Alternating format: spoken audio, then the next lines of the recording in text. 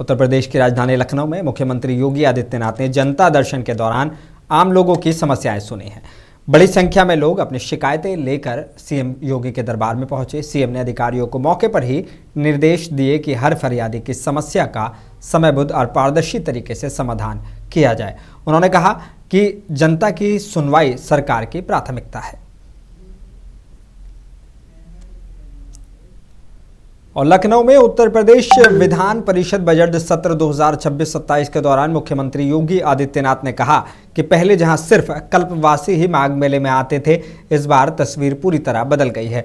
उन्होंने बताया कि महाशिवरात्रि के दिन करीब 40 लाख श्रद्धालुओं ने स्नान किया है, जबकि पूरे माघ मेले में 21 करोड़ भक्तों के ने आस्था की डुबकी लगाई है। सीएम ने इसे सुशासन और बेहतर व्यवस्थाओं का परिणाम बताया।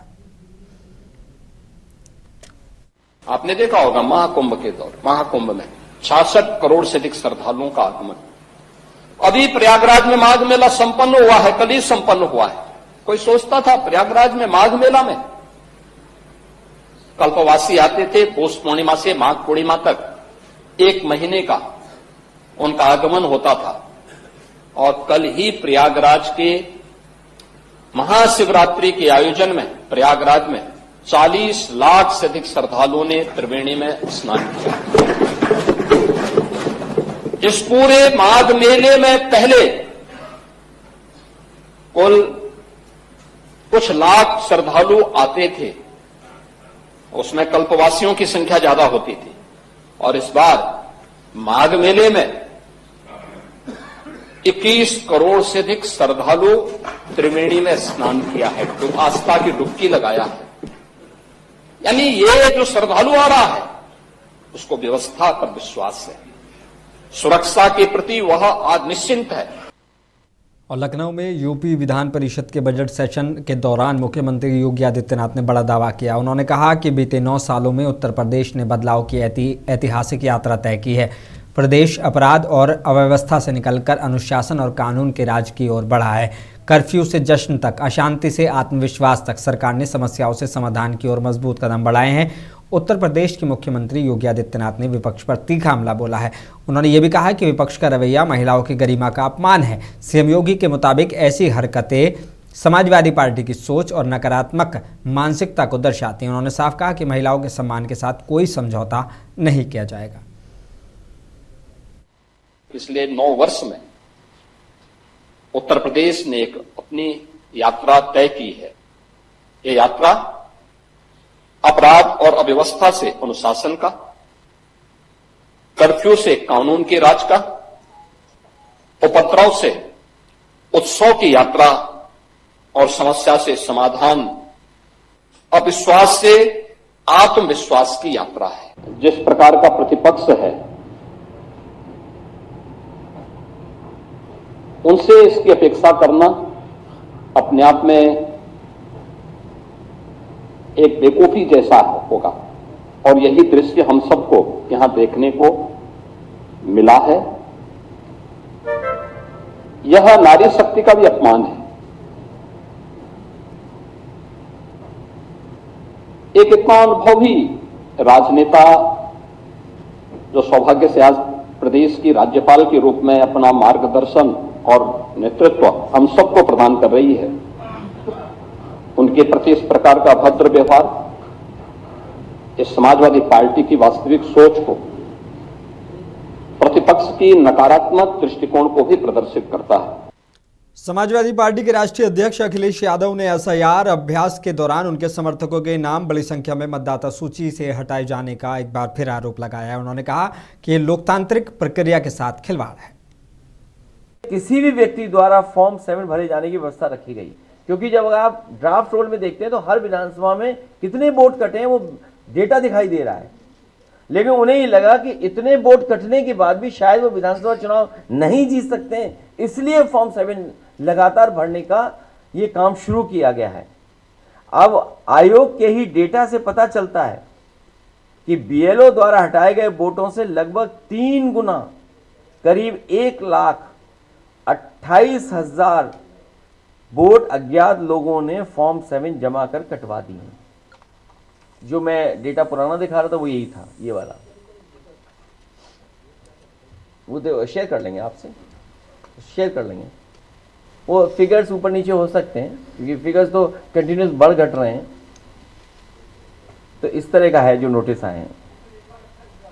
हाँ 1,28,000 इसमें, लेकिन वो डेटा चेंज हो रहा होगा ना। तो अभी तो एक्सरसाइज चल रही है क्योंकि जिस दिन बना होगा उस दिन इतना था, आज का डेटा दूसरा होगा। ये है मान लीजिए जो पहले ये डेटा में ये वो दिखा रहा हूँ कि बीएलओ द्वारा कितने हटाए गए थे वोट, 49,000 और अब इतने एसआईआर के बाद अज्ञात व्यक्ति द्वारा 1,28,000 जो मेरे पास उस दिन डाटा था। और सिद्धार्थनगर में आज राज्यसभा सांसद संजय सिंह ने डुमरियागंज विधानसभा क्षेत्र में नफरत मिटाओ संविधान बचाओ के नारे के साथ 7 किलोमीटर की पदयात्रा की है। बौद्ध प्रांत अध्यक्ष इंजीनियर काजी इमरान लतीफ के साथ सैकड़ों समर्थक शामिल हुए। रास्ते भर जगह जगह फूल मालाओं से उनका गर्मजोशी से स्वागत किया गया। आज जो हमारे बौद्ध प्रांत के अध्यक्ष हैं इंजीनियर इमरान लतीफ साहब, उनके नेतृत्व में ये नफरत के खिलाफ और संविधान के पक्ष में ये पदयात्रा है। आम आदमी पार्टी उत्तर प्रदेश के अलग अलग हिस्सों में पदयात्राएं कर रही है, रोजगार दो, सामाजिक न्याय दो के मुद्दे पे, लेकिन कुछ स्थानीय मुद्दों पे भी हम लोग पदयात्राएं कर रहे हैं। जैसे विकास से जुड़े हुए कुछ सवाल थे तो चंदौली में पदयात्रा की। और इस क्षेत्र को भारतीय जनता पार्टी ने नफरत की फैक्ट्री बना दिया है। आपको याद होगा मुजफ्फरनगर कांड, उसके बाद बीजेपी का विस्तार पूरे उत्तर प्रदेश में हो गया। तो इसलिए डुमरियागंज में वो ऐसा प्रयोग करना चाह रहे हैं जिससे यहाँ का माहौल खराब हो, और यहाँ का माहौल खराब हो तो उत्तर प्रदेश में भारतीय जनता पार्टी इसका फायदा उठा सके। ये काम हम लोग होने नहीं देंगे और इसी उद्देश्य को लेके ये पदयात्रा है। हमारा बार बार कहना है कि देश बाबा साहब के संविधान से चलेगा, किसी बाबा के फरमान से नहीं चलेगा। और आज जो मुद्दे हैं उस पर बात होनी चाहिए। स्कूल का मुद्दा है, अस्पताल का मुद्दा है, रोजगार का मुद्दा है, किसान का मुद्दा है।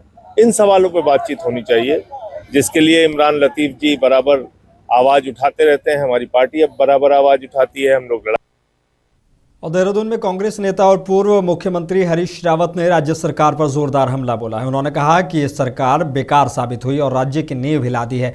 बेरोजगारी चरम पर है, युवा निराश है, महंगाई और पलायन बढ़ रहा है। रावत ने कहा कि कांग्रेस लगभग 1,40,00,000 उत्तराखंड वासियों की आवाज उठा रही है। परेड ग्राउंड से कांग्रेस कार्यकर्ता राजभवन की ओर कूच करेंगे।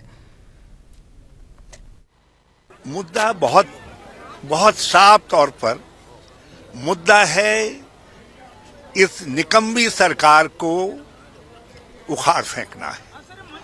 और आज जिस तरीके से राज्य के अस्तित्व पर इन्होंने इसकी बुनियाद हिला देने का काम कर दिया है, इन 9-9.5 वर्षों के अंदर जिन उद्देश्यों को लेकर के, जिन सिद्धांतों को लेकर, जिस भावना को लेकर ये राज्य बना था, ये उन्होंने इसकी चूल्हे हिलाने का काम कर दिया है। बेरोजगारी आज चरम पर है, नौजवानों में घोर निराशा है। भ्रष्टाचार इस सरकार ने शिष्टाचार बना दिया है।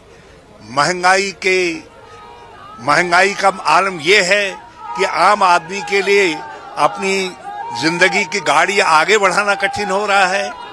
पलायन चरम पर है, पलायन निरंतर बढ़ रहा है। जंगली जानवरों के आतंक से किसान, गांव के लोग सब पीड़ित हैं। महिलाओं पर अत्याचार बढ़ रहा है, दलितों पर अत्याचार बढ़ रहा है।